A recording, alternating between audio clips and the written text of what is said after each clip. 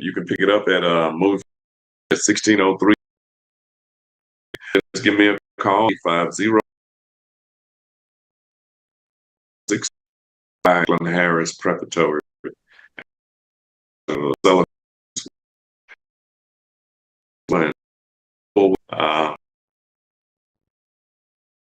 Preparatory school. Right.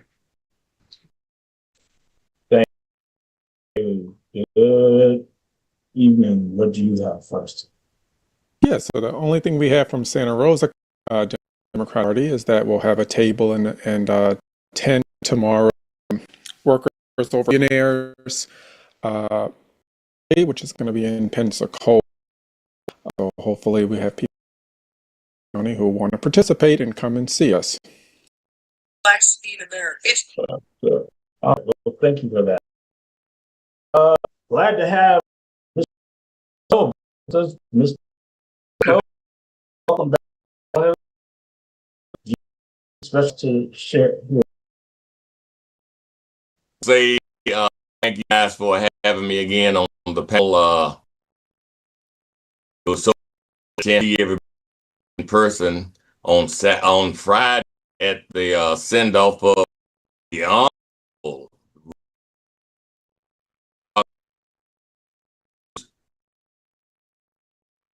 we lady John has to be in the house. The dignitary, somebody made that trip from to Alabama to celebrate off the good Reverend, and it's just something that rose up in me. I broke out the beret for the event. I thought it was not the man was glad, but Pensacola man much, and I'm glad I got a chance to break bread with a few of our voice people. But I understand he has things, but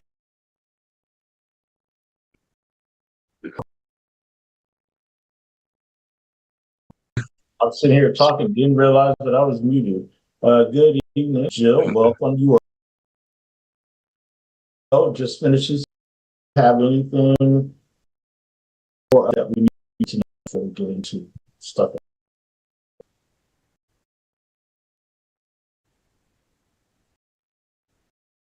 Chocolate Jill. I thought you said Bill Snow. No. Jill, it's all the same. When you're late, so I apologize. You're just glad evening. It's been a while, Jeff. Good to see you, Bill. We just saw you today, but you've been. I'm glad that you dropped in with your cameo. For Okaloosa County, we have training is a civil back in. He used to be and that is in how to do that. Please reach out and contact us. That is Niceville City Council change. Welcome.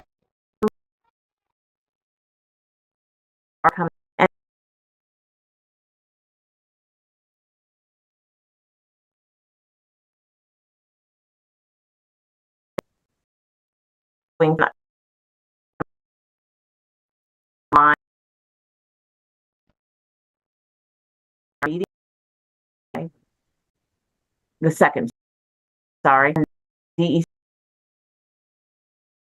on the fourth day. So that schedule. We don't have any events. Be out. Just thank you. So this evening. Okay. Thank you, Jill, with that. And I'll share BJ's echo. We will hear shortly. Other just I think a good friend, a colleague, someone you know, Jeff. I think it's the scan. And he turned it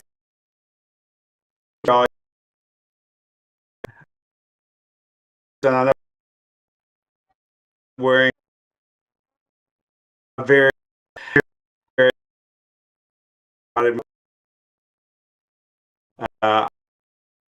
and be a bar associate a event entire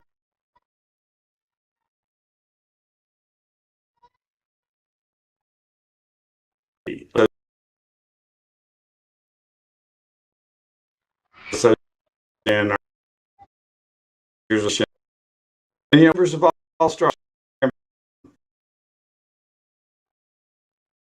like history and to the dark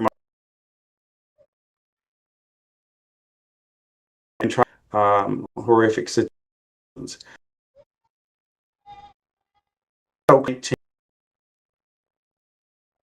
Former Senator Doug Jones to the bomb on 9 in 1977, one horrific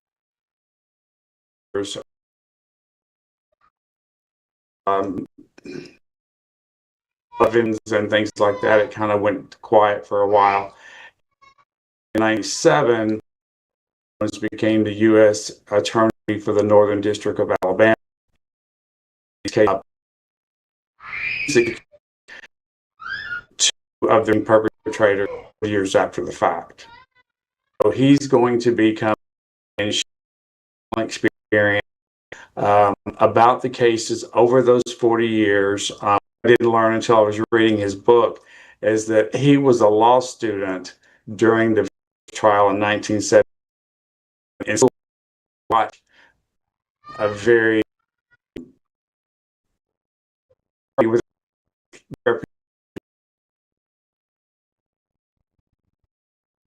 so through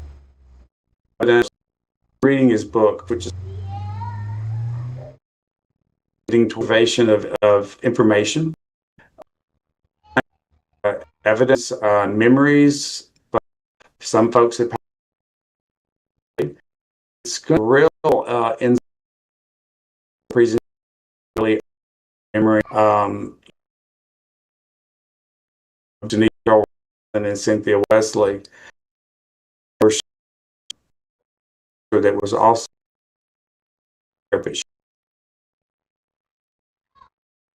so we just show a great thing that is horrific. Hopefully, we see some very scary parallels right now. So maybe a reminder of history is a good thing at this moment. The 19th, which is that week, and it's going to Brown community. You guys helping us bring this to the community, and the B project partners in this, and then also on funeral. They're working with to make this at a rate so that and ironically, this all comes together and how all the pieces fit together. Mr.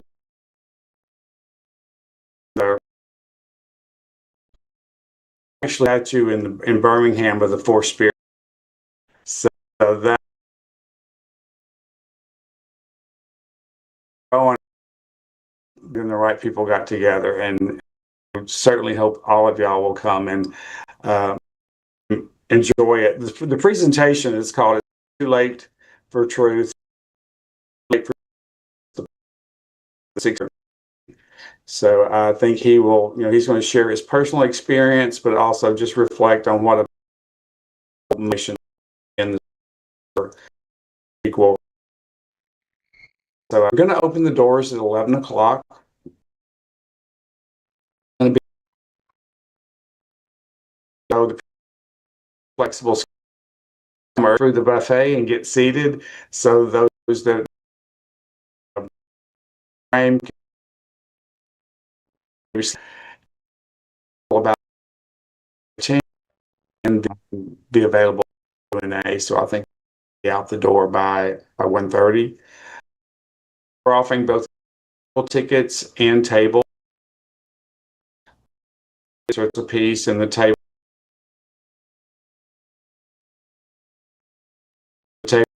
itself.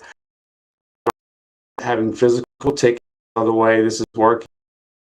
And he wants to go to our website, which is www.esa.com.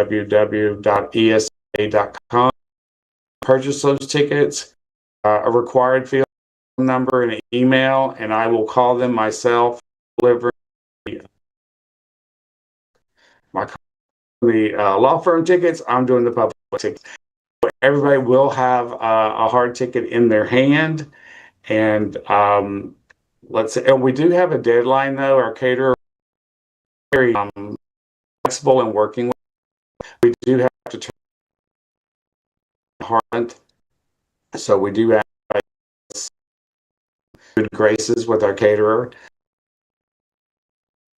It's going to be a presentation. Like I said, I've been reading his book, and the book for characters, the tools, the U District of Alabama, part of the 1997, which is the same year as Snoop Dogg's documentary, The Four Little Girls. So that revived the conversation. So if he goes to any kind of depth that he is in his book, and I think everyone, and hopefully will learn that there's just lessons that do not need to be repeated. They're horrific, but we need to learn from them. Try to get him to come on the show. I will definitely ask him. I tell you what, he has just been a gentleman and pleasure to speak with. So I can't speak for. I will. Because he is very passionate to have been able to play a role, and just how on the day he skipped loss Watchville to how he became the last two supposed to be trying to how very story back to commemorating the memory of the 4-year-old and the pain that their family went through, and to help. Yeah, I followed that case through it on that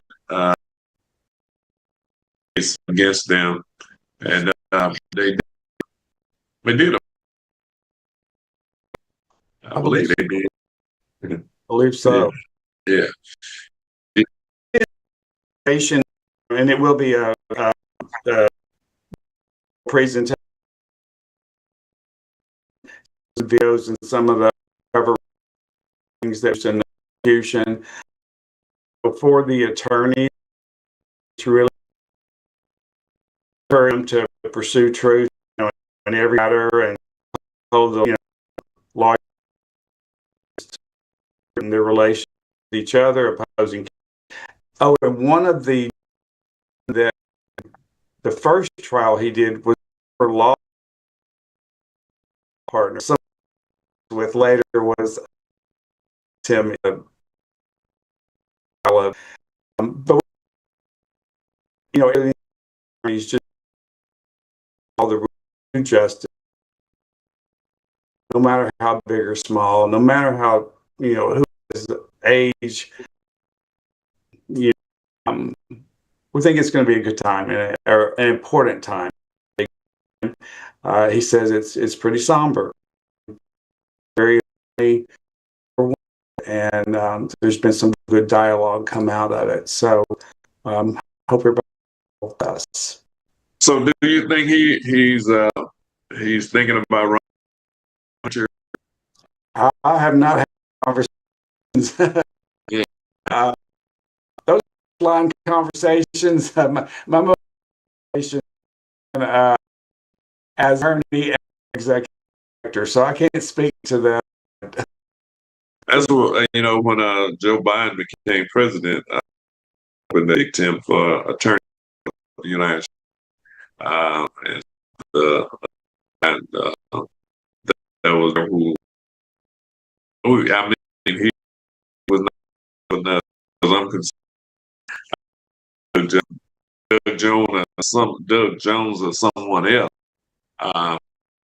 he picked to pursue the cases that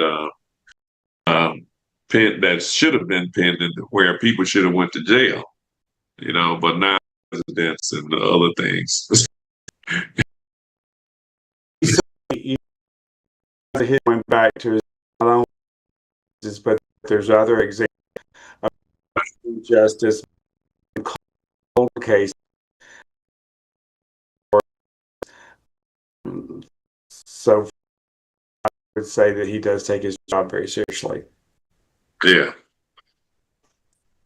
So we have how about a phone number? How about if anybody has any questions? Why don't we put that out there? Prefer to check, perfectly fine. We'll be happy to do that as well. We are in the office, so we're not always in the office. We got to be, but if you 434-8135, extension 1, which will get you to Stephen Hayes, and we can set up a time. We can say, hey, we're going to be Friday between 11 and 1, set up a window. We're easy to work with. Cell number, so that's an option as well. So to again, door at 11, buffet program, and then we'll have you out the door if you stay in $30, table paid 20, and please join us. Oh, if I may add one thing, I saw like he forgot something. Oh, yeah, I was just with you. Okay. Yeah, people have asked about what to wear. It is business casual, so we want, you know, everybody to be comfortable. I know it's a community event for Reverend, a bit chilly in there for some. I saw a few folks might want to consider there. Comfortable business attire, and Eric will hear me say again, we focus on what we're there to remember. I'm asking all my partisan friends to leave your gear at home on September 19th. We can make it for an hour and a half, and tomorrow. Yeah, I'll do what the other day in our meeting said the same. For those you means you'll leave democratic stuff at home. That's what he's trying. so, That's how you come up. You're Democrat, you're Republican. He said, leave it all at home, whatever, as you are. I'm really happy that attorney coming. history in a race now, and we have to have people like that. The presentation to tell the story of what and how after so many years of people away with murdering young children, others doing that during the 60s. Yeah. That tumultuous time. You know, and there were two teenagers that same day later on, like that. So we need to not repeat mistakes. Just to make sure that we do repeat what has taken place by people in the White House and others who have to, especially I'm upset at the House, Republican House, and then who don't do anything to save this democracy. As a matter of fact, acquiescing to people trying to destroy democracy and agencies as people here. I believe you about that. So I'll leave it to the judge. Yeah, we'll enter kind of parallel. He is cognizant of the audience, an association. He's also cognizant of, you've got community members who are more interested in a certain part of the stories than the legal maneuvering, which may be attorneys. So where and who he'll be talking, I'm sure he'll something to make everybody that they came. That's 10 Commandments, Doug. Well, I'll tell you what, you ought to read his book, though. It's Bending to Justice, the Birmingham bombing that changed. It's an amazing book. And like I said, the backstory and the character, I'm even more excited since I started reading the book. But Get it.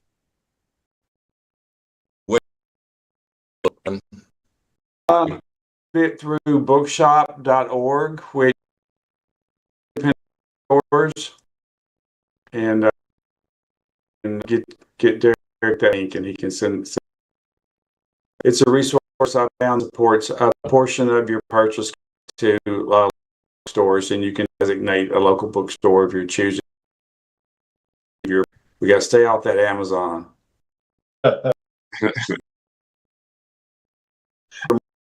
I'm sorry, I digress. You're good. Well, sir, for one more time for the folks at home who are looking to get some more information, again, tickets are $30 per and $200 for a table event. And look at them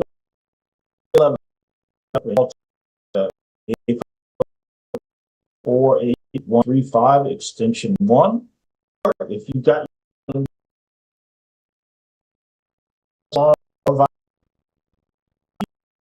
use the QR code at the bottom again to buy.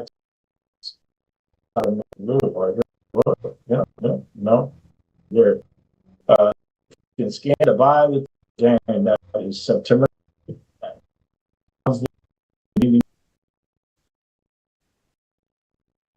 Once we are, of the Queen, Dr. Wiley, Mr. Hawkins, and be online. They're doing the surprise of finding that Mr. McQueen's sister did too. It's just all coming together. So was you. Now, the McQueens are to scan those this area. So appreciate very much the beach at the Hilton, or in front of the. Do they ever want down? Stay at one of the only in France. And report. Thanks again. Really appreciate the opportunity. Familiar. See this. All right. Jason. That was Jeff. Santa Rosa Bar. To join them.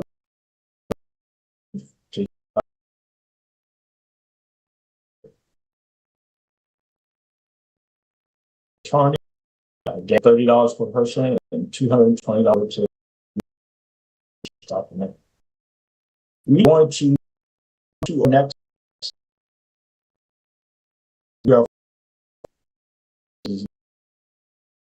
Cost is the on the work.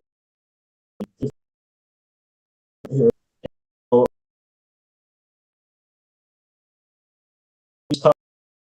Is doing and that are happening to me. I'm going to turn to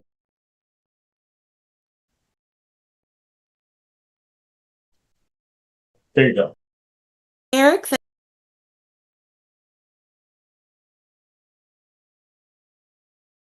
for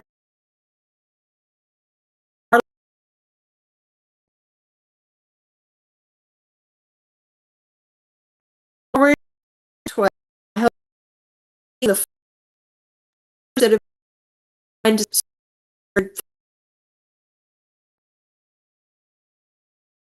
meeting all day to get the air there by the gazebo. So we have planned music and of organizations, and there's going to be tables for organizations. Are creating here, see on this flyer, I think, that he celebrating workers over billionaires. Give credit is due. The workers do the work, creating billionaires in many cases. They are so ill-treated and not rewarded financially ways like. So we're in solidarity, showing we do appreciate being there. Our 501 Pensacola, Florida group formed in about April of this year around the nationally off.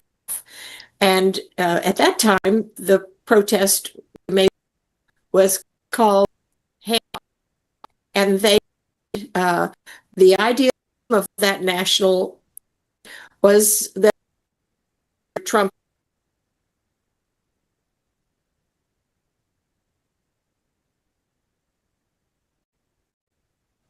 terrible advances on practically every aspect of our government and regulations, and destroying so many of the pendings.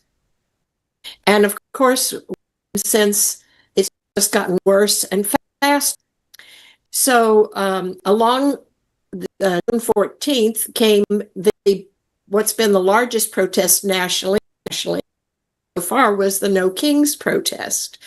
And at that time, we had two locations in the Pensacola area, one Bridge, which is over 1,000 people, and a second one because we felt that there was room and need to have another location.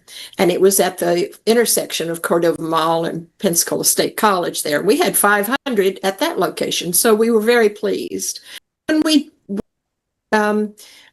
began to do the test because there are groups that we support and belong to and want to see.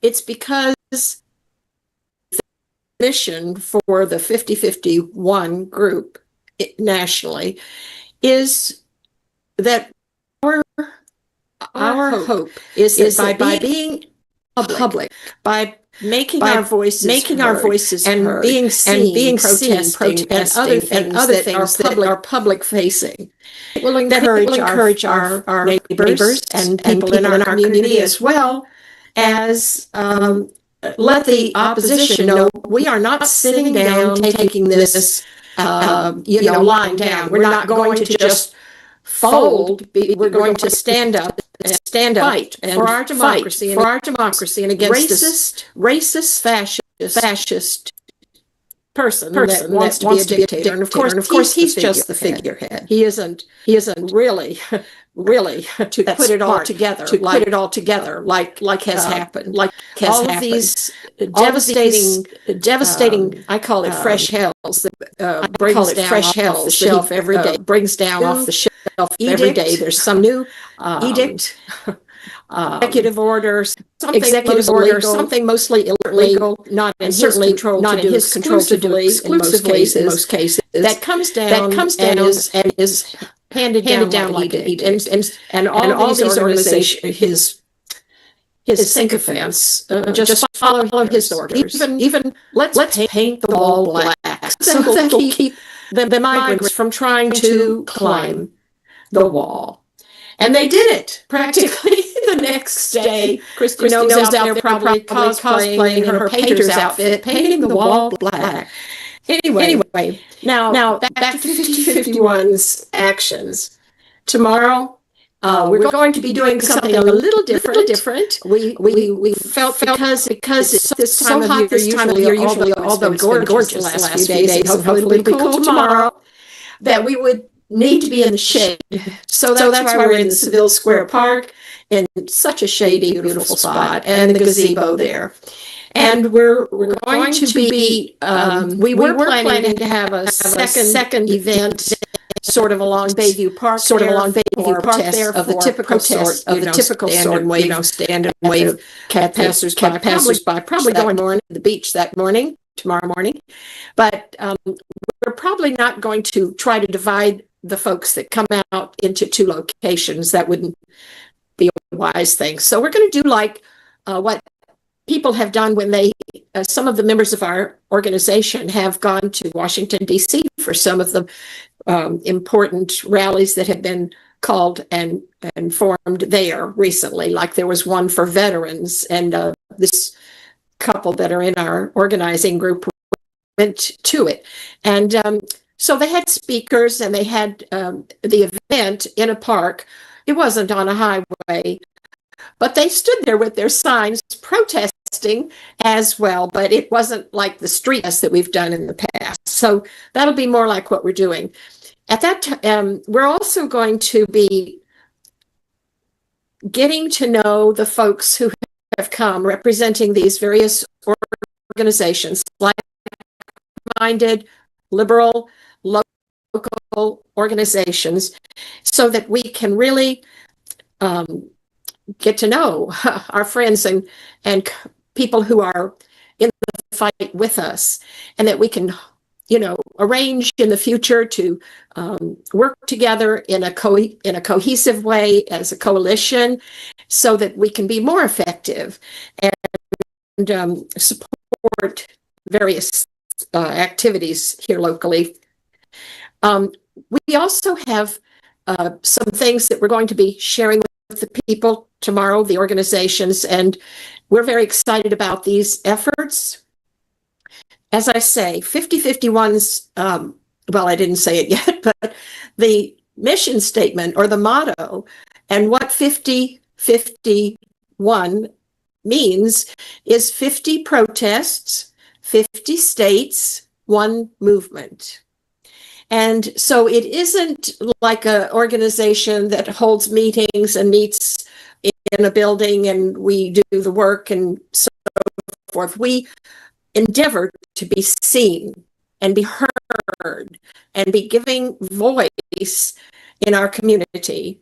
So in addition to protests and tomorrow's rally, that type of thing, which is out, in the public, we've got some other campaigns we've come up with that we think are really a good idea. So one is called Fight Fascism from Your Front Yard. And that's the idea with these signs. These are the smaller ones that I have, but we have the regular 24 by 18 size signs that we'll be offering tomorrow for donations with various themes and sizes, like I say. So we hope that people will pick out one and bring it home and put it in their yard. And of course, you can make your own or purchase them in any other number of places. But having them here might be handy if you're willing to do that tomorrow. We hope that would be something that will spread in our community. Do you remember a few years back when Trump was all the rage with so many people? And everywhere we would drive in a neighborhood, we'd see homes just totally decorated with these type of signs and banners and so forth. Well, we should be doing that now to give it our spin, to say we're going to save democracy. We're not going to let this wannabe dictator have his way. However, we've got a lot of work ahead of us because right now it does not look good. And so anyway, that's the idea of these signs and the hope that it will spread, that people will be proud to put these signs of resistance and displeasure on their home property, in the windows of their apartments or condos, whatever you may be able to do. Another campaign we have, which is public facing, is to do what we could always do. And what a lot of people do is speak truth to power. But when and how can we do that? Well, as you people who are very active, I'm sure know, but a lot of people don't realize, at all of our government meetings, the county commission, the city council, even ECUA, school boards, there are opportunities, usually at the beginning of the meeting, for up to usually 3 minutes to speak as a member of the public to the elected officials. And of course, these meetings are videoed and they're public. And then on anything you want, for instance, if it's a county meeting, they say you have to speak on something that is not on the agenda. So if something was coming up later on the agenda, you'd have to wait and speak at that time on that subject. But other things can be anything. People have used this opportunity since we've been promoting it, the Speak Truth to Power campaign. Despite their fear, we've had people old and young and everything in between begin to take the opportunity. And they have made some wonderful points, some wonderful speeches, and they have a captive audience of our elected officials. So let's promote that, and it's again called Speak Truth to Power. We'll have flyers on the table for our organization, location where these meetings can be attended, and the times you have to be there, and some of the particulars. Through the rest of the year, we've got that schedule printed for you. And then the other campaign is doing what we're trying to do, and with this event tomorrow, the rally, locate and get acquainted and work with our like-minded liberal organizations in Escambia and Santa Rosa. Local are over in Santa Rosa, so we had to expand it to Santa Rosa as well as Escambia, where we began. And that is our plan, and we are so excited to have already met so many people, seeing all we knew and are part of some of the organizations, like I said, but learning of the other, so many other groups. And I'm very thankful for the opportunity to speak and to invite all of you and your listeners to this event tomorrow. But to keep track of us, just keep in mind we have the social media presence throughout all of social media. I think we have a couple of people who are fantastic with their social media skills. And so we are up and running with a website, Facebook, two kinds of Facebooks. I didn't even know you needed that, but we have it. TikTok, Instagram, Blue Sky, whatever. And so please have us get in touch, stay in touch, and follow us and join us in these as our local group has decided we want to be a part of all of the national protests that are called by the national groups. These national groups, there's about 200, I understand, groups which include, of course, 5051, Black Lives Matter, ACLU, Common Cause, Indivisible, 200 groups, of course, have decided and have worked on these national events. They set the date, they set the theme name, and they sort of set up the structure that the local groups then pick up the ball and plan a local event. So that's what we hope to do. And we have to do a more, unfortunately, because we can't count on free and fair elections anymore. It's obvious he doesn't plan to relinquish control.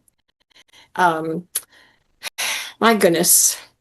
Just yesterday, I saw something that it showed him in the Oval Office commenting that, if we are in a war, then we can't have any more elections, he said. Right there, you could see it on camera. And then he said, that's good. How about that? Just have war. Old BB's playbook, Netanyahu's playbook. Exactly. Keep you out of jail and keep you in office. There you go.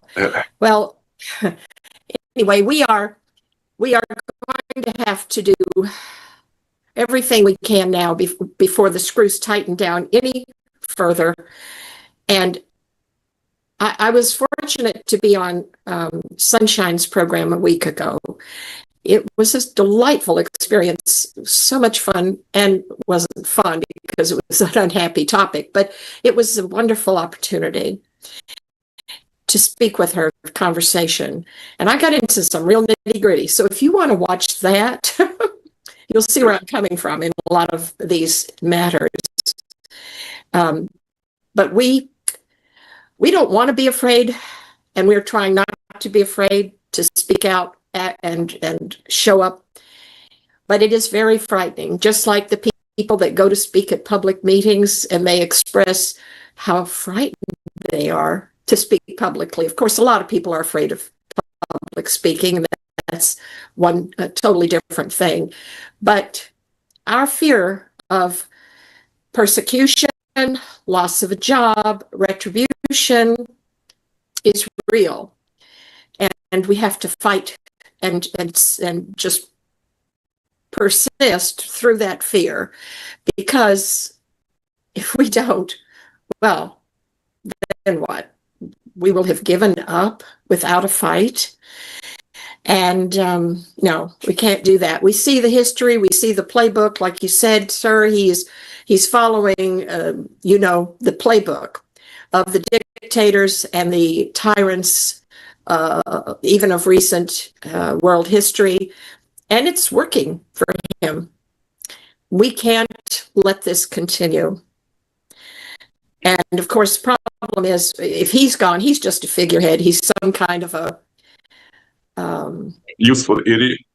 That Pied Piper, something that people like to follow, but he's not really the brains behind all of this. Stephen Miller. I don't think he is either. I think it's the billionaires.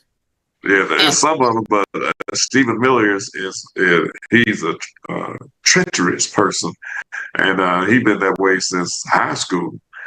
and he's the one writing a lot of the things that Trump is putting out there, because Trump, Trump not going to read it, so only thing he's going to do is sign it and turn around and show his signature. But Yeah. you don't even know what he done signed most of the time. The man stands there and explains to him, "This one means thus and so, sir." Yeah. And then he says, "Oh, that's a good one," and whips out his Sharpie. Yeah. Let me just a couple of things so I can make sure we interject. For those who are listening, you talked about some of the sponsors, and you mentioned, I don't want anybody. Not we absolutely love Black Lives Matter, but I think the sponsors Black Voters Matter, which is a different group, if I'm mistaken. Oh, I'm so sorry. Yeah. I No, think you're it's no right. problem. Yeah, it's Black Voters Matter. So I just You're wanted right. to make sure we delineated between the two, because when you say, I know some people, we absolutely are with Black Lives Matter all the time, but some people get a negative denotation, and I didn't want to make sure that we clear that up. Second thing is, with the signs, are they available for just cash only purchase, or can people pay with a card like tomorrow for those who don't carry cash, etc.? We don't have a bank account. We're not a 501c3 or anything. So we're taking donations. And frankly, if you don't have cash, you can give it to me on my Zelle or something, because then I'll reimburse or deliver it to the group, Okay. But we're doing this to make it easy for people to get the signs to put in their yards. Of course, you could do this on your own, but we thought, let's get a few and sort of prime the pump, get a few out there, get people talking about it. And that's why we're doing this tomorrow. So that makes sense. And my last thing is, can you just share with folks, just briefly, because we got to wrap up in the next couple minutes here, and we can get back to our normal programming. What we talk often about the protests that happen, or the events that happen here. Can you tell us just a little bit briefly about how this is different? I saw, and I put up the flyer for those who did get a chance to see it. I'll put it up again. I see that there are speakers and musicians, so you're not at the corners as we typically are, and people are driving by and doing the honking moves, right? So what is different? What can people expect if they want to engage or participate? I see you've got speakers and musicians. What is the format? Well, that's the format, as well as having the tables with the different organizations that can be, you can interact with and so forth. Meet and greet your fellow soldiers here, and spend a little bit of time together in a beautiful setting. There's the big gazebo there, so we wanted to take advantage of that and give a platform to the various organizations that have joined us for tomorrow's activities.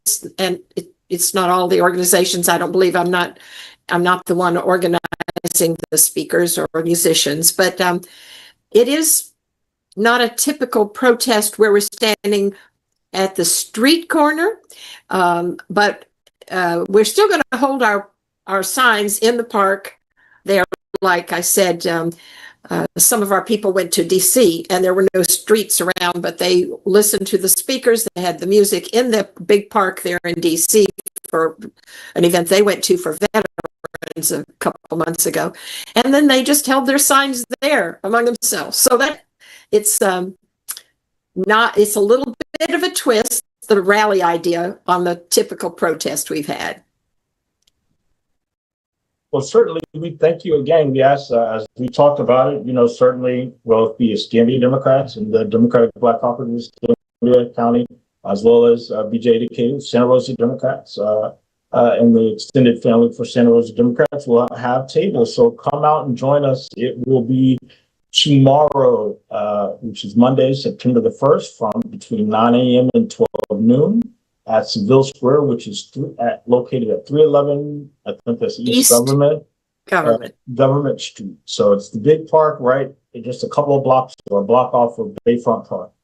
If you go there, kind of the opposite from the road. So we love to have you join us out. It's a great opportunity. We want to thank you, Margaret, for joining us this evening, please bring a couple of signs. I'll pick up some for some of our panelists, and then those so we can take to our offices and put those out in the premises as well. So we thank you. Did Mr. McIntosh, Bill, Joe, PJ, did you all have any questions?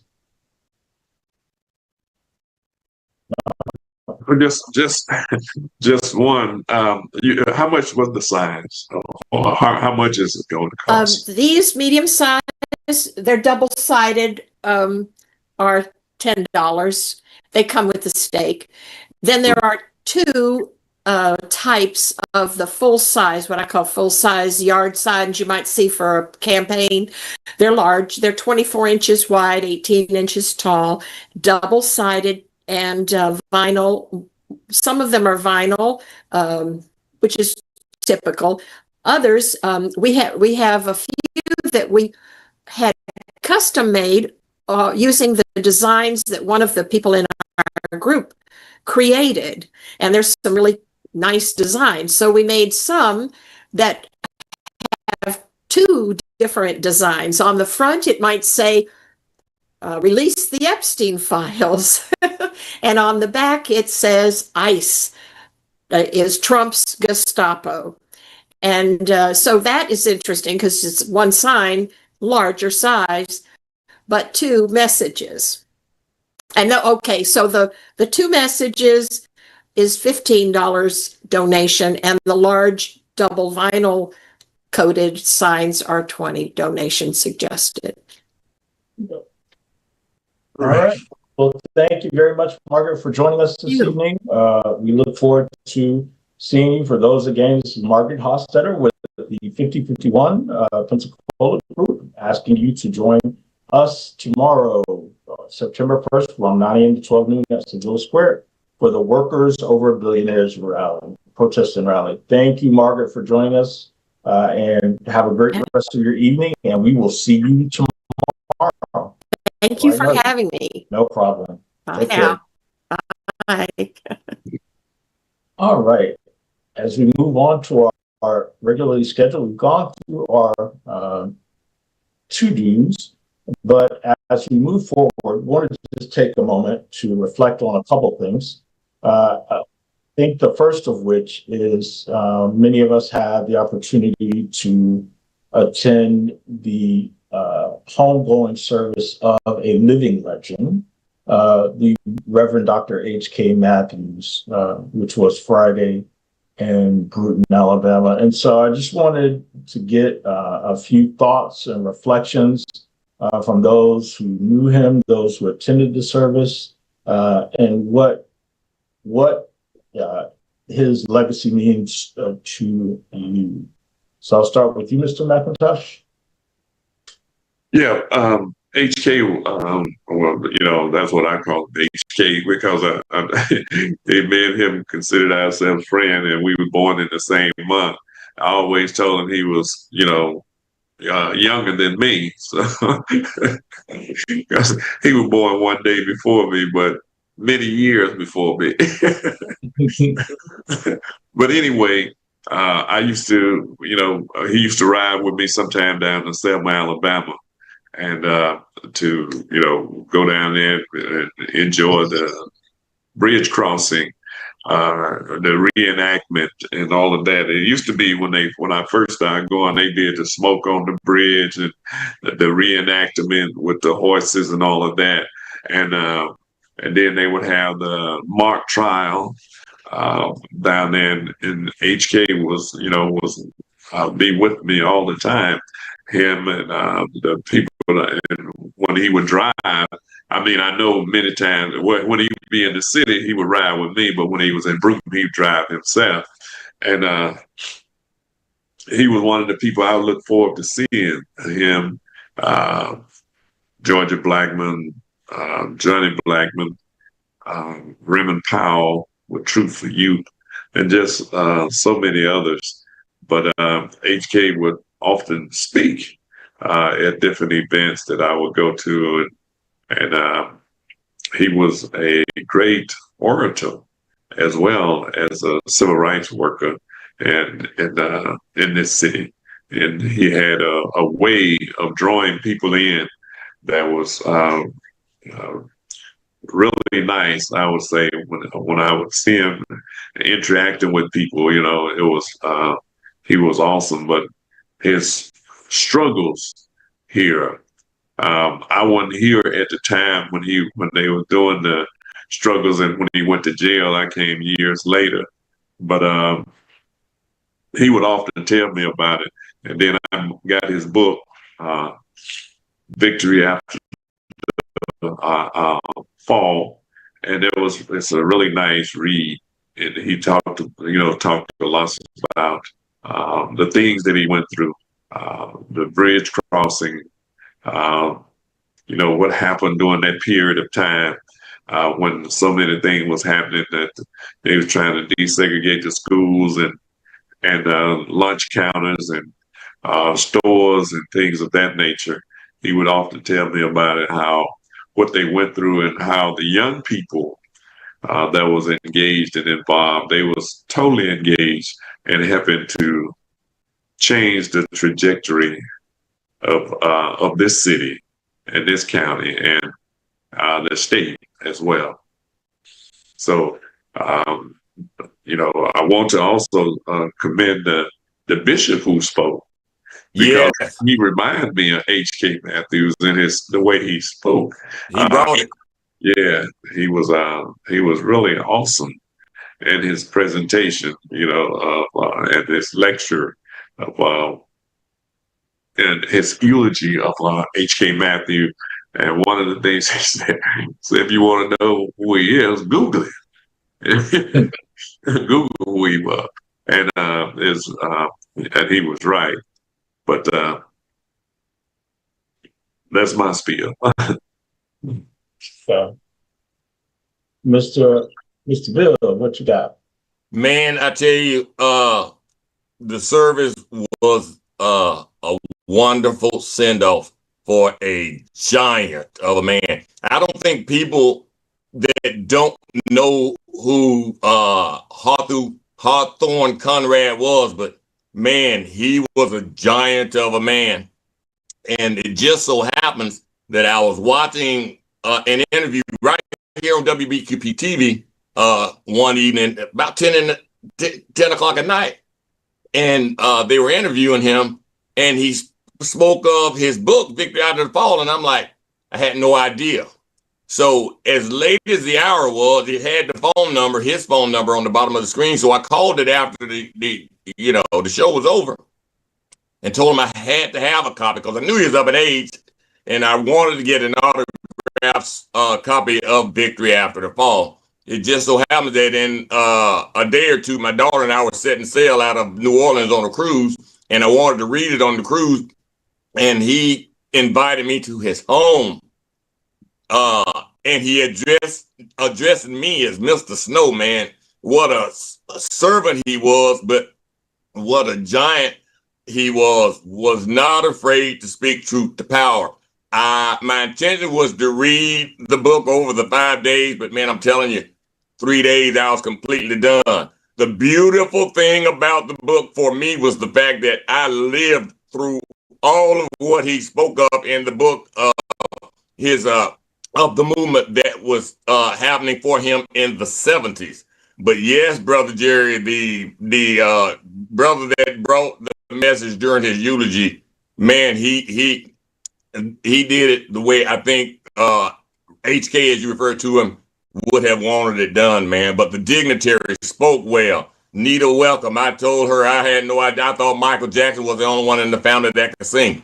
But she sung well. That Watson fella, man, did he sing Change Is Gonna Come.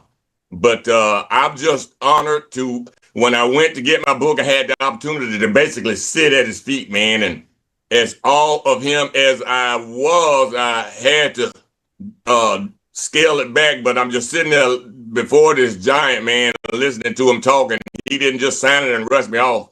I got 3 copies, one to read, one for the autograph, and one for a friend. But he was a giant of a man, and I like the dignitary that spoke of him traveling to Tallahassee with the doctor to speak at a rally there, and how the students, after he was done, after he had spoken of the fact that he and Martin Luther King had ties, how after the fact they wanted to touch him, man. That is the kind of guy he was. But the preacher said Google is from God. I am so glad that all of that information is at our fingertips. But if you have not gotten Victory After the Fall, that book will take you through something, man. Humble beginnings, spoke of his grandmother who raised him in Alabama from Snow Hill, short stint in the military. Oh, man, the way they had all the veterans stand up and salute his wife, Miss Bobby, man, that was really an awesome move. That was really, really awesome. But Giant, I could go on and on, but I want to give Jillian a chance. But guys, we laid a giant to rest on Friday.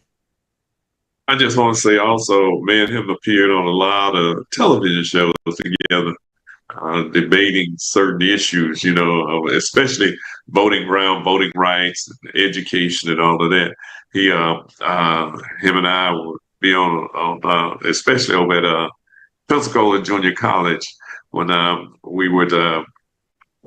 Dee Sharp was the host of that show at the time, and Dr. Gail Frazier was the producer of the show, and so we appeared a lot of time together on those shows, addressing a lot of issues and looking back and talking about history, especially during the month of February. I just wanted to throw that in too. Yeah, let me jump back in for a second. In the book it was in the book where he spoke of when doing one of those boycotts that I thought was very humorous, that they helped shut down a segregated laundromat because they went in and all the washers and dryers, they put a white cloth in, and the owners were very disgruntled about it. And when they called the police, and the police asked the reverend about what they were doing, and he said, well, they were just trying to abide by the sign that said whites only. So, man, it's a great read. Get the book. That was a good one.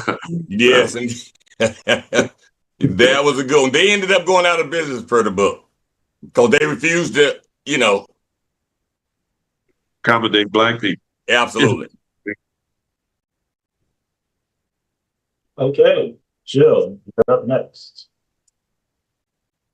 So I agree with everything you guys said. I think my life was a little different. Remember, I'm not from here. Although I've been here for a while, maybe too long, but I've been here for a while. But I did not know who Dr. Reverend H.K. Matthews was until 2018. We had a huge event that we put on. It was 7 counties. It was here in Okaloosa County. The guest speaker, or the keynote speaker, was Assemblyman Michael Blake. At the time, he was a Democratic National Committee vice chair. And Phil Ayre said, Jill, I'm going to go pick up H.K. Matthews. And I'm like, great. Who's that? I hate it. So I was like, who's that? He's like, you got to meet him. You've got to meet him. And so he got there and he met myself and met my daughter. And I'm going to tell you what he said. He saw something in me. I think it was when I got up there and spoke. And afterwards, he was like, I need you to not give up. I need you to push forward. I see in you what God sees in you. You need to do what you're doing. And I don't think I received it at the time. But then he had a birthday. And he called and sent people, and they were like, you got to go to the birthday party. So I bring Jenna. We're going, Jenna's 15. I'm bringing Jenna to birthday parties for Reverend H.K. Matthews. And he's telling these stories they're amazing, that I want to be like those little kids. Like, you were with what? And you went through what? Because I can't imagine knowing someone who has gone through all of that. And you were jailed how many times? And they beat you for what? And they came to your house with guns and what? Yes. What's going on? But it was a history lesson that I needed, that my daughter also got. And I can remember Jenna had a major surgery and barely able to move. And it was Reverend H.K. Matthews' birthday. And I'm asking her, do you want? She was like, Mom, we can't miss it. We can't miss it. And so I'm trying to get her up. That was when I wasn't in a wheelchair. She was. And we were trying to get dressed, and Jenna falls. And she had just had her hip. She had 3 screws in her hip. It was tragic. And she was like, and I was like, we need to go to the hospital. And she was like, no, we're going to H.K. Matthews' birthday party first. And we went and we sat for about an hour and a half. And he finally came over and kind of just said, what's wrong? He could see it on her face. And she told him, and he was like, I love you guys, but go to the hospital. But he spoke truth not only into me, but into my daughter. So anytime you touch my kids, that just gives me even more. But he would then call, and he just out of the blue, there's H.K. Matthews calling. He's, hey, Jill, what are you doing? Just call and tell you I'm thinking about you. You can do this. And I remember something that the pastor said. What you guys said was absolutely true. I think they knocked the whole service out of the park. I think it was as if Reverend Dr. H.K. Matthews was there and he had put it all together himself, and he was speaking the words, he was singing the songs. It was him. And when he said he always spoke truth, I remember talking to him one time. I was terrible situation and trying to figure out what to do. And I called him as a mentor because that's what he was for me. And he was like, nope, you're not giving up. This is what you're going to do. This is how you're going to do it. No, no, no, no, no. This is not the end. This is not this. This is not this. And it wasn't a, here, let me do it for you, but I will guide you and direct you on how you need to do it. But he just spoke truth. He just was one of those, men that saw through everything, could see your heart, could see your soul, and then could breathe life into it. And for that, I'm forever grateful to his family, to his wife. They enveloped me in. I wish Bill Ayer had asked, did we want to go pick him up for something that happened either April or May? And I wish we would have said yes, but he had just gotten, I think that was when he fell again and had broken something. And I can remember one time, and I'm going rambling, but I'm just remembering the conversations, him call it and say it, I fell, I broke my wrist, and so I'm not going to be able to do this. And my wife won't leave me alone. And I'm like, but your wife loves you. She's just trying to take care of you. I don't want nobody to take care of me. I can walk by myself. I can dress by myself. And I just said, okay, I'm going to do you like you do me. But can you really? And he was like, okay, you're right. And in the end, she was the one there helping him, taking care of him. And so it's just a love story for you to have that type of relationship when your husband is gone all the time, taking care of everybody else. And then in his struggle, bringing it back home, because remember, they had to live through it too. Their children had to live through it. I just can't imagine. And for me, I have 3 people in my life, 3 men in my life that have been there and spoken truth. Not all of it's always been good, but they really impacted my life. And so Derek's going to put up on the screen, I put this together because for me, this is exactly where I was after that service. I knew the night before I wanted to do it, and after the service, I was like, I have to. I did ask his wife if it was okay. On the first picture, of course, is me on looking out. That is my dad, Jerome Jerry Lewis, and then Reverend H.K. Matthews, and then Lee Bobo. And Lee Bobo was like a father to me. When my dad passed away, I only had H.K. Matthews and Lee Bobo. I had Lee Bobo first, and I had H.K. Matthews, and that's all I had. And when you grow up like I grew up with a whole lot of dysfunction, sometimes you need that second father here on earth. I have, of course, God, my Father in heaven, who blessed me on purpose, like purposely crossing paths so that people can speak truth and life into your life. And that's what this is for me. To the families, thank you. You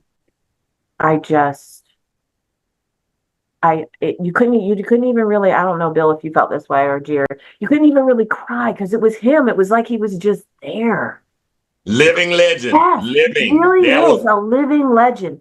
And you could feel the presence, you could feel the words, the stories.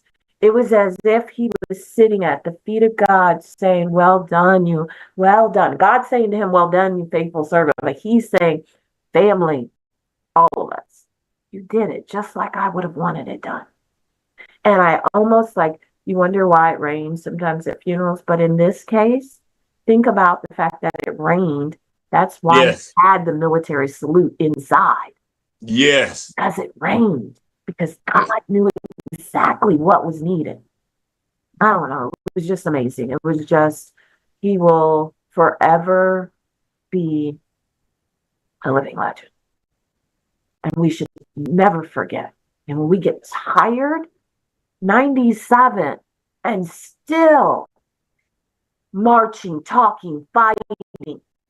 He'd go to jail right now for us. And we're tired. Because I'm tired. I'm just saying, I'm speaking to myself. If anybody else is in the same boat, I'm just saying. And I'm tired. But he was never too tired to give back, to save a life, to speak up, stand up, get beat down, and get back up again. Living legend. As Jerry said, the preacher hit on the preacher.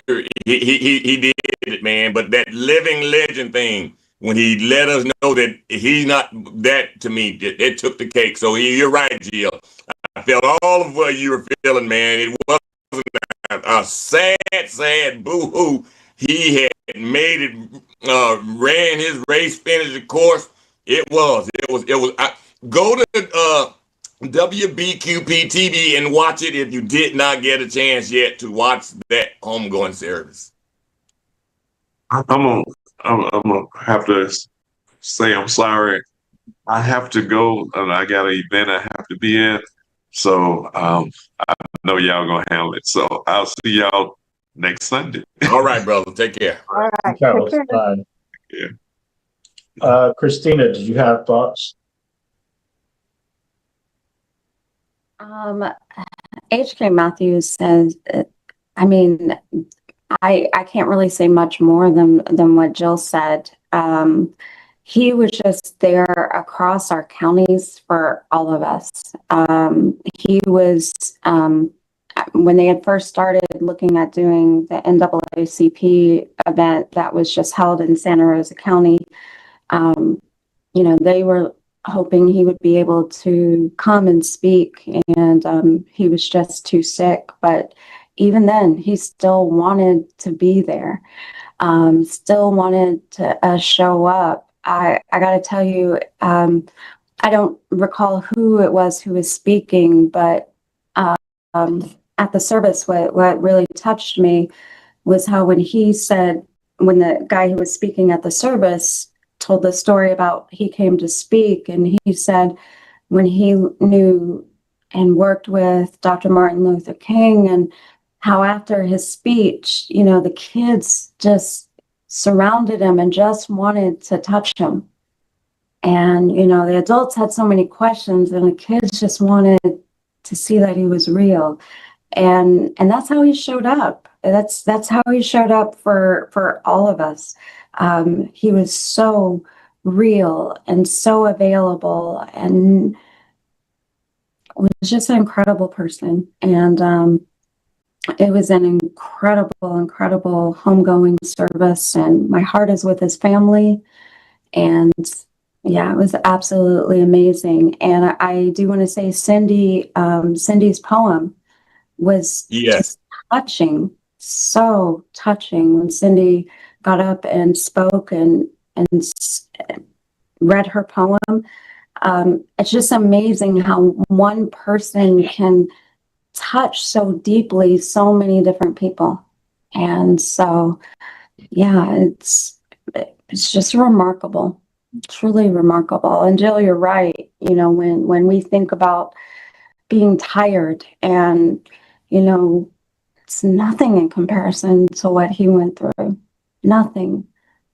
The many times he was arrested, the nights he spent in prison, for us, you know, for us to be able to have the right to vote, for us to be able to inch forward in something that looks like equity, you know.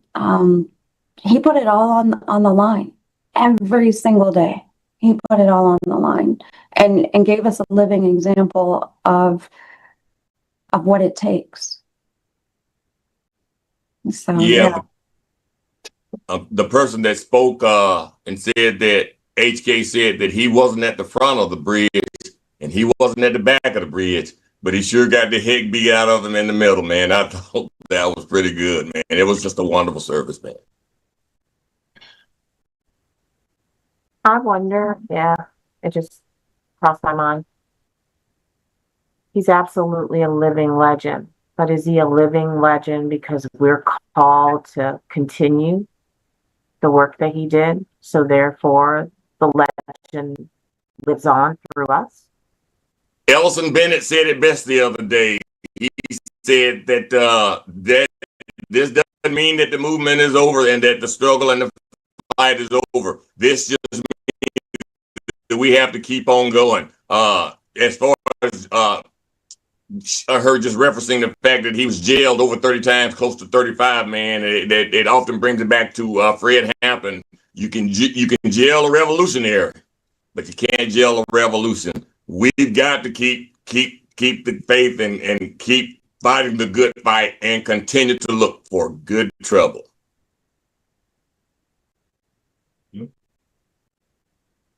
Yeah, but I would say, just for me, it was the first. I don't think I've ever been to a funeral where I was like, that was a good funeral. You know, like and I don't think I've ever stood up in a funeral service where like someone. I was in awe of the pastor who eulogized the service. It was spot on to be as bold as to call out Black men for not voting, or Black people for voting, not voting, and those who sold their souls to get a little bit more Trump, as he said it. It was just, it was amazing. It was amazing. The whole service was just in awe. I was in awe the entire time. But I just on a separate note, don't think I've ever laughed as much in a funeral. Right. As we had this, and I say that because Bill, you missed it. We were, they have the funeral home has like this lady needs a raise or a promotion because she wasn't playing about them seats, man. Yes. She was getting folks up left and right. She was like, nope, you can't sit here. She told Jill, you can't sit here. You got to move to the back because you can't walk. Like, I mean, she wasn't playing. I was like, what is happening? She was like, nah, y'all. She was completely right, because when the family came out, every seat she said they needed. Like, they needed every seat on it. Yeah, she was not playing about them seats. I was like, oh, you know, late people was like, you gonna move me? I'll show out of this church. And I was like, oh Lord, like that was the best looking hearse I had ever seen. That hearse was first class, man. I was like, this whole day has just been representative, I think, of who he was. So I think he was certainly he is resting well in his place. And so to the family, our thoughts and prayers. I know we should take comfort in his legacy, and that we will continue to carry it forward from this point on. So thank you all for that. As we move on, I wanted to make sure that we connoted that this past week, marked the 20th anniversary of Hurricane Katrina. And I wasn't in Florida during hurricane. And so I think I'd only heard parts of the story, and I got to see, like, hear from my cousins who live in the Mississippi Gulf Coast, and I saw the destruction that it did in places like Moss Point and Pascagoula, and Goshen and Biloxi, and those places. But I didn't really get a feel for what it did for the folks in New Orleans. And I knew it was bad, and I knew the levees were. And I think it wasn't until I watched the documentary that was on Netflix this weekend that I was like, oh, wait, I was all the way wrong. I thought the levees broke, all of them broke during the storm, not after the storm, or at least the one of the two of the three, whatever the case may be. And it just taught me a lot about it. But we have a resident expert, and that BJ is from New Orleans, and I think he was there during that time. So I'm going to turn it over to you to give us your thoughts. What happened? What was the experience like? And what should we know to prepare? What can, I guess, the federal government do differently, do better? And what should the people of New Orleans be expecting? Hear me. Thanks for asking. I think what that documentary highlighted specifically was that this was a natural disaster, but what happened was not a natural disaster. What happened to us was a systemic failure of the government in an emergency, a federal emergency response. And so what I take from everything that transpired was that the levees failed, but we had a saying in New Orleans that basically we would repeat that was, and then we were wet. And then we were wet. What that basically signified was that the hurricane did not cause a lot of the issues that was publicized in the media. It only exposed a lot of the issues that we had been living with in New Orleans, for decades. And all of that came to fruition and was exposed to everyone in the media. But for us, it was just like, okay, and now we're wet on top of everything else that we go through. Now we're drenched. And so that's sort of a saying that we would have. And then we were wet on top of it. And so, Derek, you're absolutely right. These levees were over a half century old. The pumping system and the sewer system was over a century old at the time that the hurricane struck. So we were in a situation where we had very old infrastructure on top of strengthening storms that were getting stronger and stronger, and it was just a setup for failure. And that is mostly because a lot of the city and the infrastructure projects sort of went to the whiter areas, if I'm being honest. The touristy areas, which are mostly white areas. The city was at that time roughly 70% Black population. But a lot of the economic investment did not go into those areas. They went to the French Quarter. They went to Uptown, which is where you see, the beautiful trolley and the streetcar. That's where a lot of the dollars went. That's where a lot of the city investment went, whereas the rest of the city, which sat below sea level, didn't see as much economic investment. And that had been for decades. So the other thing that's important to know about New Orleans is if it were not for New Orleans, Louisiana would be a red state that would be so much more terribly worse off than it is currently. So New Orleans is the city with the culture, with the diversity that basically provides the economic engine for the entire state. Louisiana is nothing without New Orleans. I would venture the Union, isn't it? I would venture to say the South ain't nothing but New Orleans, but that's just me. I'm biased there.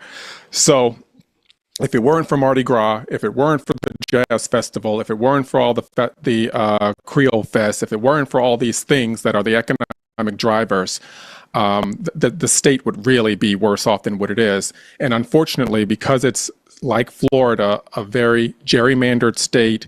It's also a supermajority Republican legislature state. A lot of that economic investment does not go back into New Orleans, number one. And number two is the few dollars that do come back to New Orleans end up, going to what I had stated earlier. But what I learned through that time is resilience. What I learned is I can survive anything. What I learned is our people come together when the time, when the situation arises and the time calls for us to do what needs to be done in order for us to survive. But what I also recognized in real time is a failure of the response of the government to take care of its people.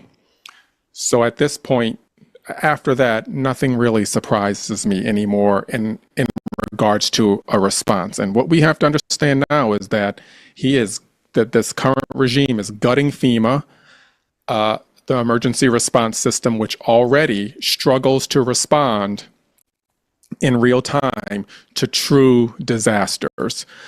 So we're going to have to really figure out what we're going to do when the next natural disaster arises. And so if you guys have any particular questions, I could go on and on about this. But if there's anything specific you want to know about that time, I'm happy to answer it. Were you there during the storm? Was I? Yes, I was there.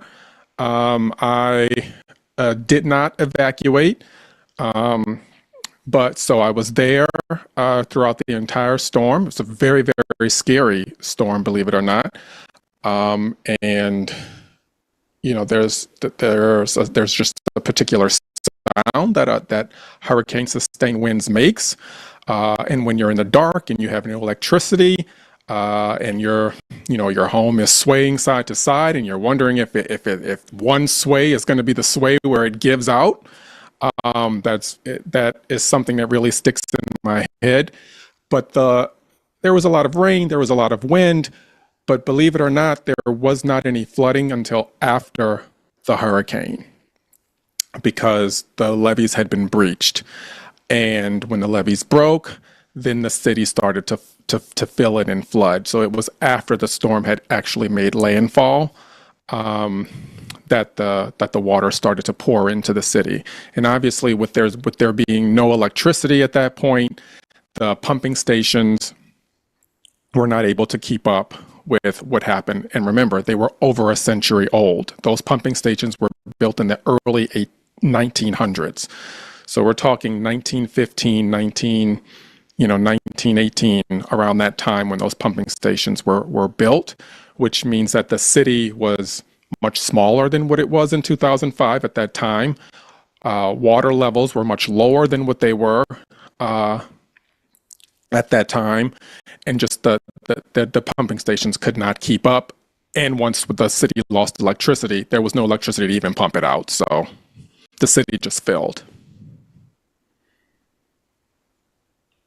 How were you able to were you in the part of New Orleans where that didn't sustain flooding until afterwards? Or so when I looked at the documentary, they talked about the first one to go during the storm was the Lower Ninth Ward, the levee there, and how they were like 15 to 18 feet underwater.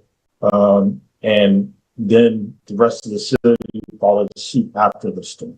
How were you able to navigate out of your home, to get to some place of safety? Or were you in the Superdome? So I could see the Superdome in the distance, but no, I didn't go to the Superdome. You have to, I think what's important to understand is once the storm was over and the clouds cleared, the sun came out. It's usually, if any of you have been through a hurricane, it's usually very beautiful after a hurricane. And so it was beautiful. There were birds chirping. It was hot. There was no electricity, but it was, it was pretty. And we thought, yeah, we made it. Actually, the night after the storm, I went to bed. And when I woke up the next morning, I woke up to like 4 feet of water. So I was like, well, this is weird. We obviously had no electricity, and you have to think about it that cell phones had, I mean, they were invented at that time, but it wasn't like everybody had one. That was still at the time where you had to like purchase minutes if you wanted if you wanted to have a cell phone. I was broke, so I didn't have one. I was still using a pager, I think, at that time, a dead one. So I think they had flip phones though at that time, but you had to like purchase minutes. But anyway, there were no cell towers anyway, because people who had cell phones, they weren't of any use at that time. So you're thinking no electricity, so no TV, no news, nothing. So we were sort of in shock, and then the water would continue to rise, and then it's just like something's going on. Bodies you see floating, so you're having to think something is going on. Something's not right. We had no idea the levees broke. We were in shock just about where is all this water coming from. We thought we thought the storm was over. So day 3 of a caveat though, I actually had water and I had food, but then when you realize you have enough water and food for what you think is going to be, to get you through a storm, then you realize there's a bunch of people who also didn't evacuate. So you start sharing your water and you start sharing your food. So what you thought was just going to be for you, you end up sharing with a bunch of people. So when you're sharing stuff, it doesn't go as far, obviously. You can go a really long time without food. You can't go long without water. And so what made me decide to leave on my own was because I knew we're not going to make it if we're waiting. And because we were technically on a roof and not in the water like many other people were, or in trees like many other people were, we were considered safe. So that sounds crazy that on a roof you're considered safe, but that was the triage of system that the rescuers and the Coast Guard were doing. You were considered safe. So when you get to day 5 of limited water, barely any food, you're on a black roof in August, just unbearably hot. So that means you're sweating and you're requiring more liquids than what you would require if you were sitting in an air conditioner. So there were times where I was like, I'm not going to make it. So I'm going to have to figure out how I'm going to save myself, because when you see dead bodies, then you start to think this could be where I'm headed.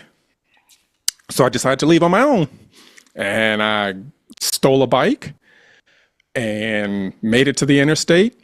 And I thought if I could get out of the city on my own, that I could save myself. It was very, very scary, but yeah, I swam to the interstate with a backpack and a bicycle, and made it to the interstate, and rode a bike until I passed out and woke up in a hospital. You ride a bike on the interstate, down the interstate? Do you do that? I rode a bike on the interstate. Oh wow! Okay. Wow. There were no cars, so I didn't have to worry. Right. Just a lot of people. So, but it's a testament to obviously what the human body can endure. It's a testament to what faith can make you do in certain situations, and it's also a testament to what you are capable of when you're desperate. So I wouldn't ordinarily steal, but I did steal a bike. I took it, and I don't know who it belonged to. They didn't get it back, but once I finally made it to safety and I saw the news, it was devastating. I could not believe that we were being portrayed as looters. I couldn't believe that we were being portrayed as criminals. Everyone I came across was nothing but helpful, and I was the same to them. I didn't meet a single person who didn't offer something, whether it was food, water, or encouragement to keep going. And so how the media portrayed us during the storm was the first time that I stopped believing everything I read and saw on television. Because I was like, that is not what the experience was. We were people who were desperate. And when you started to see the different types of coverage of white folk who were stranded scavenging for food, and black people who were stranded were framed as looters of stores, it was a very, very eye-opening, and something the media has yet to apologize to the city for to this day. So, I mean, even though in the documentary there was some acknowledgement of that by, I think Soledad O'Brien sort of acknowledged that was done, but still to this day, media organizations have not apologized to us as a city for portraying us in that way. Yeah, in the Netflix documentary, Soledad talks about she put a picture of two identical scenarios. A black boy wading through water with food, and a white man and a white woman doing the same thing. And they said, the black boy, here's a young boy after looting, on a looting spree coming through the city. And then the white people were framed as trying to scavenge for food in order to survive. And I was like, wow, that is a huge disparagement. Two people of color, number one.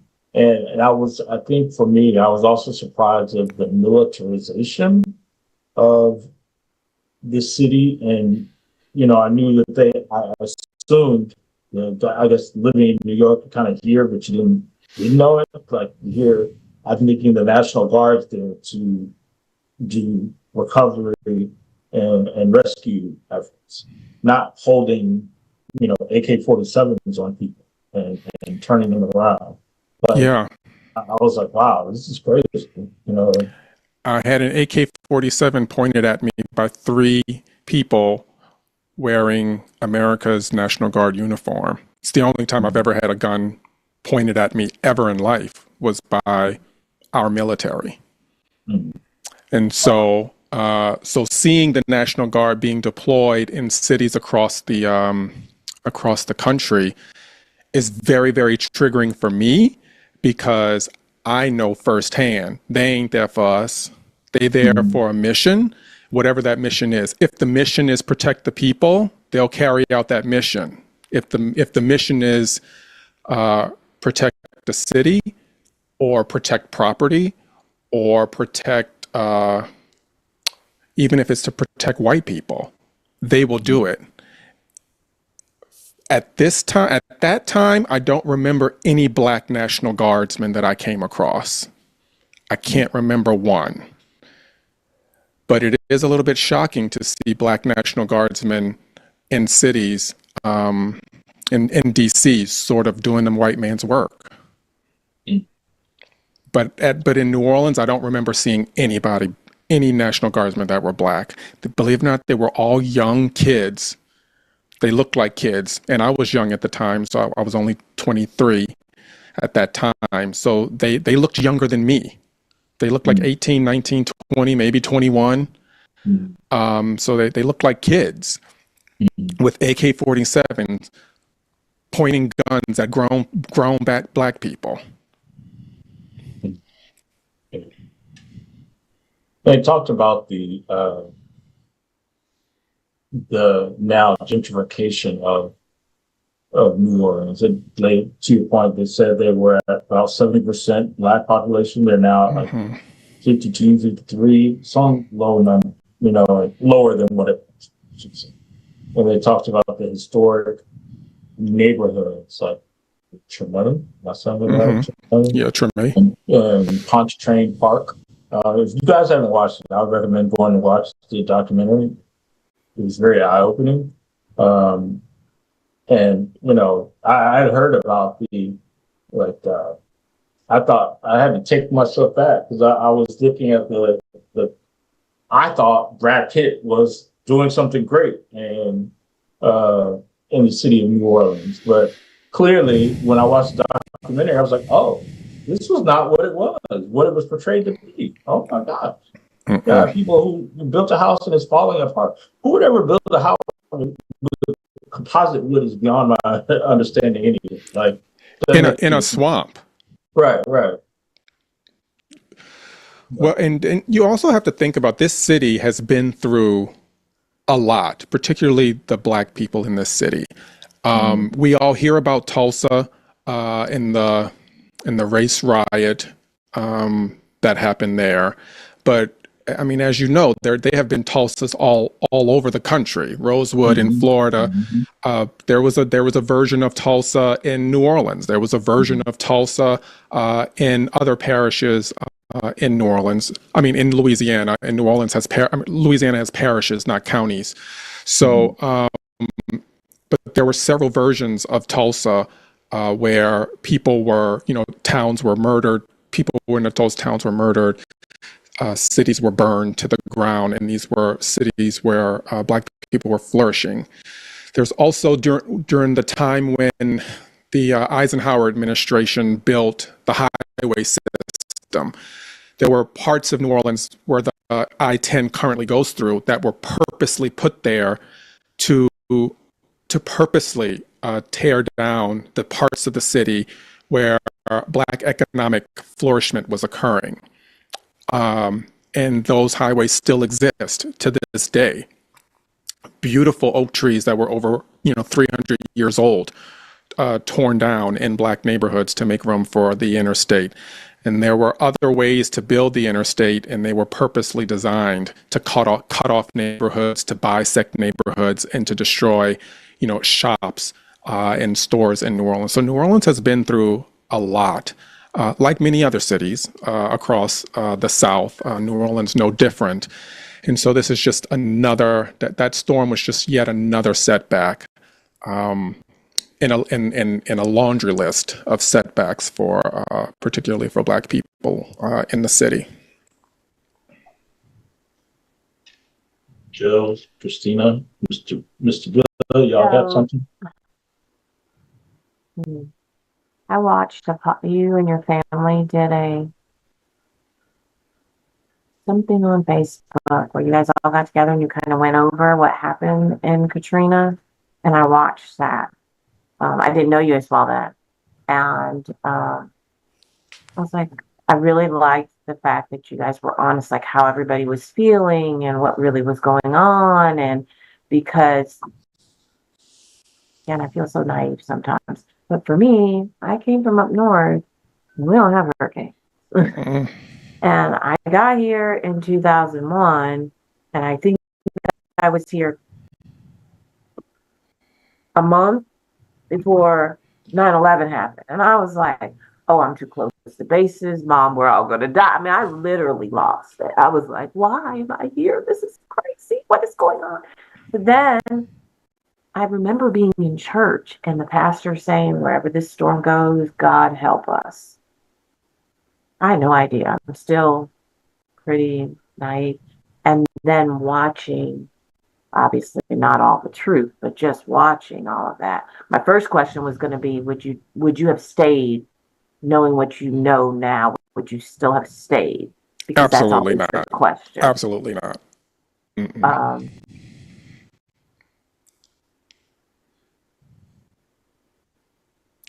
I can't. I have like a whole nother layer of respect for you, BJ. A whole nother level of Oh respect. God. Because you've been through a lot and you carry yourself. So like it's still love that spews from you. It's not hate. It is, we're not going to stand and just do nothing. Don't get me wrong. But you always are, hey, how can we bring everybody together? Knowing what you know, living what you've lived, seeing what you see, I'm sure, in the emergency room, and being treated the way I'm sure you are in different times. And yet you just tell it like it is. You have a truth to you. You have almost a somehow you made that story, like I'm broken. You could see our faces like, oh my gosh, but yet, you tell it in a way that just says, you know what, there's hope, there's faith. You can make it through. You can figure out that you can be resilient. I was only here in Ivan. So in Ivan, there were people in Pensacola that didn't leave, that we lost some friends of the family that literally were found floating by. So when you said that, that was a trigger. And then I remember talking to people after Hurricane Michael and them saying, you know, wouldn't leave. They just would not leave. They knew they should have left and they didn't leave. In your case, I always thought from the news that you guys should have known to leave, but you really didn't from your story. And I'm sure the documentary, you didn't know. Well, So, what we thought was that, because I did have a lot of family who left. Um, what I what I thought in the moment was, I was a medical student at the time. So number one, broke.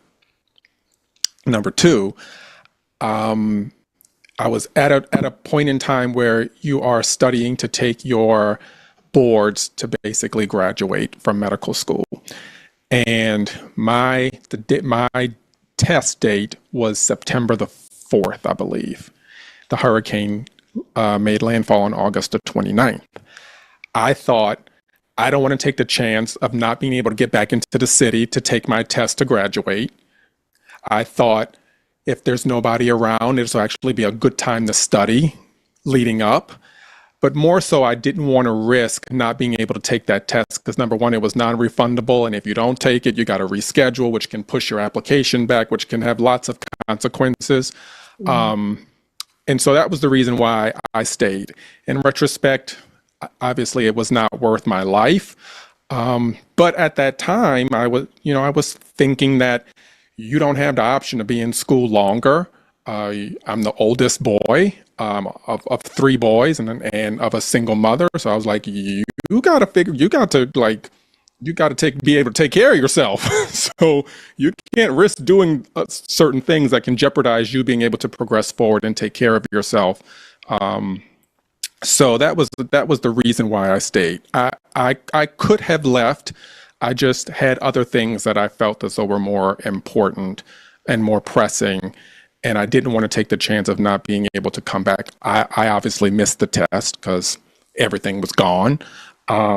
So the test didn't happen anyway.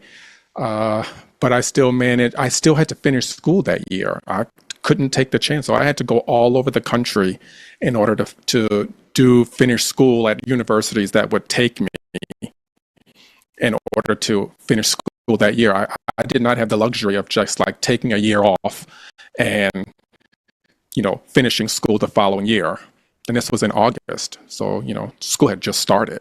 My last year of medical school had just started. So I did not feel as though I was in a situation where I could risk not being able to graduate on time, and not being able to finish school on time. Yeah, my question was what Jill's was is in retrospect, would you have? But that was, man, all of what you said is so humbling, man. I mean, I remember Good Morning America with the Superdome having been compromised and levees breaking, and the man that lost his wife holding on to her on the rooftop and her saying, take care of the kids. If that didn't make someone's heart bleed, man, they did not have one. But Katrina was vicious, man. But I'm like Jill, I've got a newfound respect for you and who you are, man, and what you represent, because that is incredible. I'm born and raised here in Pensacola, and we've always, every storm, we've never evacuated, always hunkered down. Fortunately, we lived in a brick house, but man, being that New Orleans is most definitely below sea level, yeah, man, it was the news, people on bridges, raining in the Superdome where people that had evacuated to. I have not had the opportunity to watch the documentary, but man, just walking through what you just said, man, and your personal experience is truly humbling, man. Wow. Hats off to you, man, and keep on keeping on, man. Yeah, I watched that roof peel off the Superdome. I saw that happen. Wow. Oops.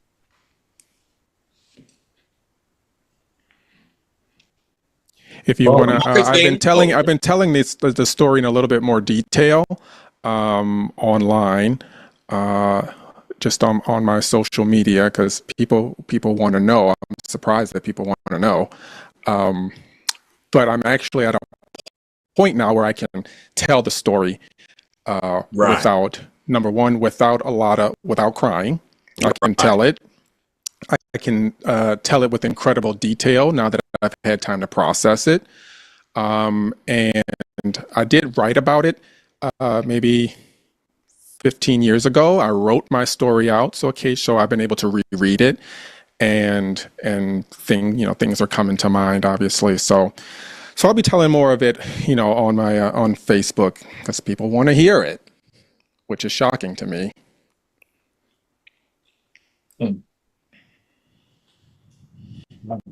Come on, Christina. I think she knew a lot of it. She's always, did you know the BJ? I was like, yeah, I saw this, but I didn't know the depth. Like I didn't know that. The 4 feet of water. Like I think that has what now I'm thinking Texas, but back then, you know what I mean? I'm just thinking those babies in the camp and 4 feet of water. And what do you do? So yeah, BJ, I have to get you something. I don't know. You're fabulous. So thank you for being you. Sorry, Christine. Sorry. Oh no, I'm just there's so much. One is I'm grateful that you're able to come and tell your story, and you bearing witness to what happened and you telling the truth about what happened. It matters. It really, really matters. And there's so many people that don't know that truth. And bearing witness to that for those who can't speak, I'm just grateful to know you. I really am. Yeah. And I think that the last thing I'll mention, particularly for the audience that watches this, is how incredibly hurtful it is when you run up to someone who you think is your savior who sees you as an enemy. So I ran when I saw someone wearing a uniform. I ran up to him thinking that I had saw someone who was there to save me. And what I was met with when I got about within 3 feet of him, what I was met with was the barrel of a gun. And so what do you immediately do? You throw your hands up because that's the universal sign of I'm not a threat to you. So whatever you think I'm doing, I'm not doing. So when we think about Michael Brown and hands up, don't shoot, that's literally what I did. It's almost instinctual and reflexing. It's a reflex. And so, yeah, that being searched in public, being groped in public by people in uniform is very, very traumatizing and takes a lot of therapy to get over. Yeah, the Black experience. Wow. Wow. Well, certainly we thank you for sharing your story. And, again, there are several documentaries. There's one on Peacock, there's one on Netflix, and there's one on Hulu. Paramount, and one on Hulu, and then one on HBO Max. So pick one. I think Ryan Coogler is the one on HBO Max, and Spike Lee did the one on Netflix. So all told, very good stories. So please make sure you pick that up. All right, we've got just a few moments left in our broadcast. Is there anything that we did not cover that we need to make sure that everybody is aware as they move forward? I don't know. Did we tell everybody to have a safe and Say again? Labor Day? It's Labor Day tomorrow, so we are having a holiday. I know you guys have functions and whatever, but Yeah, what are you doing for your Labor Day, June? work. That's what I'm doing, catching up. I'm doing work on the computer, work on the tiny work. But I'm hoping everybody else is going to do something fun after your event from 9 to 12, that you guys will do something, have some good food, spend time with family, and really reflect on what this means and what do we do going forward. Mr. Bill, what do you have? Oh, absolutely nothing, man. Just kick back and relax and not do any labor, I guess. That might work. Okay. Christina, what do you have? I will be at the event tomorrow in Pensacola for a couple hours. Looking forward to that. And at this time, my heart is in remembrance of all those within the labor unions, all those who fought to make a workplace that is suitable for all of us, and still fighting. And so that's where my heart is. I forgot to do this at the top of the show, so I'll ask that we do this now. For as we all are aware, we had yet another unfortunate mass shooting in Minneapolis at the beginning of the week. A lot injured, lives were lost, and so this is yet again another senseless act of violence that could be prevented with just the support of Congress to pass common gun sense legislation, or even us electing people to Congress to pass common gun sense legislation. So with that, what I would ask is if we could have a moment of silence just to reflect on those that lost loved ones who were affected by the senseless tragedy, and family and victims and loved ones. So.